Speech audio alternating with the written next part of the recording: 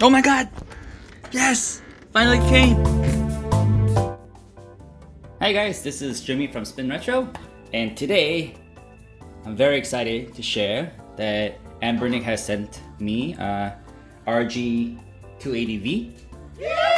So I'm gonna do an unboxing video and give you some first look impression, and as the time goes, I'll do a lot of emulation testing and give my final review once I play around with this handheld. So I have several of the handhelds that I have. I just put random devices. I just threw it in there. This is the old iPod Classic. Cool. All right, so let's do the unboxing.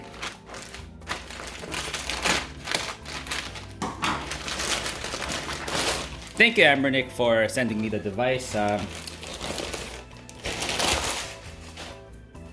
So I just want to mention that they did send me the device, but they haven't told me any specific instructions. Whoops, almost knocked down the camera. We will not I haven't that behavior. Received any instructions on how to do the review. So this is totally on my own opinions. And that's that. So let me just open it. By the way, this is the only scissor I have. I have a 2-year-old daughter. I have a scissor for kids. Oh yeah. All right. It's not, cut my finger while opening the box. All right. So as we open the box, it has several accessories. I don't know if this is included for all the purchases, but thank you. We'll leave that to the side.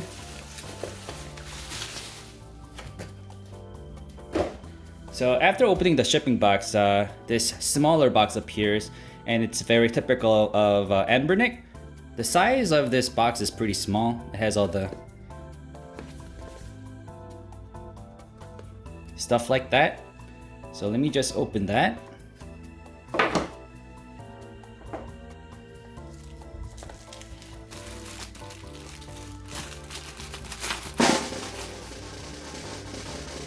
Very nice. You guys ready? Voila! Oh my gosh, that is beautiful. It's very compact. The build quality is awesome. So let me just here. So the box has USB-C type cable and some instruction manual. We'll open that up later. So let's put that to the side. So ladies and gentlemen, this is Anbernic RG280V. So as you can see, the logo has moved down below the screen, and the screen is just very immersive, just the screen itself. So the size is very small, as you can see. It's comparable to a deck of card. Even the width, even the depth, very similar. If you compare this to an RP2, the screen size here is 3.3 inches IPS display. This one has a 2.8 IPS display, so it's a little bit smaller, but not too much. We have a D-pad here. It's missing 2 analog sticks, but this device is going to focus on SNES, GBA, and a little bit of PS1 games, so that should be sufficient. So on the side, we have a SD card storage. This one holds the firmware, so that's why there's a sticker on it. You don't have to peel it off, but if you want, don't take the card out. That's where the firmware is. If you ever want to update any firmware, this is where you need to put the file and flash it. We have a volume button.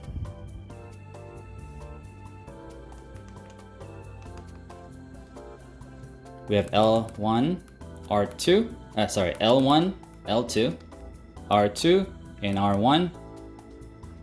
As you can see, L2 and R2 are protruding slightly up, and I think they did that to provide more comfort. So I have no problem pressing down L1 and R1 and L2 and R2. You can feel the difference. It's very comfortable in my hand. I might have to play this around. It's very light also. So buttons are very clicky. It has a fair amount of travel, unlike RP2. RP2 is very shallow. The button travel distance is very shallow. So on the side here, we have a power button and a reset button. Is that a reset button? Yeah, it is a reset button.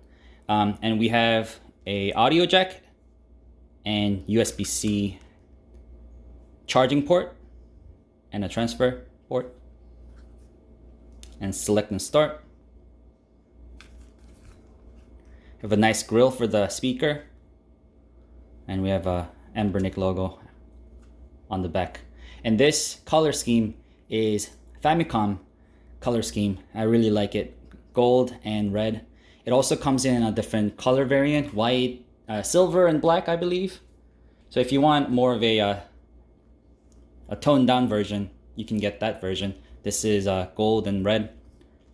Very pretty. So let me just turn it on.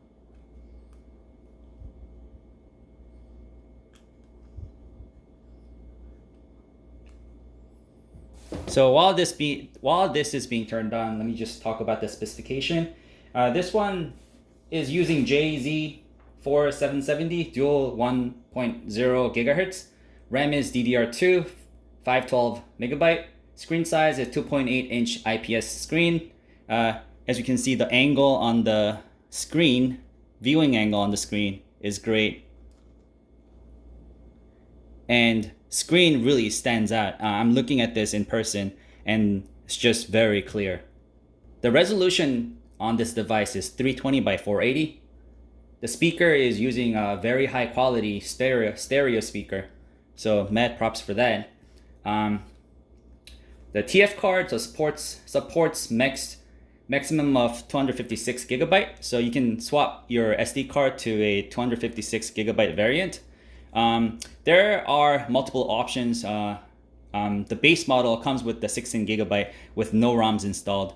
You can get additional SD card that comes with pre-installed ROMs, and I think if you don't have any ROMs, those are I would recommend getting those.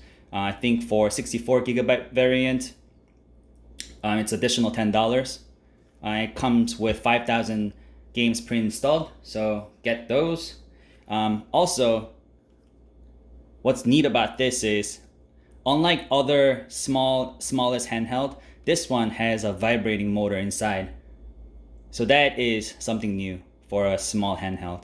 So why would you buy RG280V over RP2 if they're the same price? They both come in at $80. But with shipping, maybe this might come a little bit more expensive, maybe $90. But this one, almost similarly priced as RP2, but less power, right? But this fits into your pocket.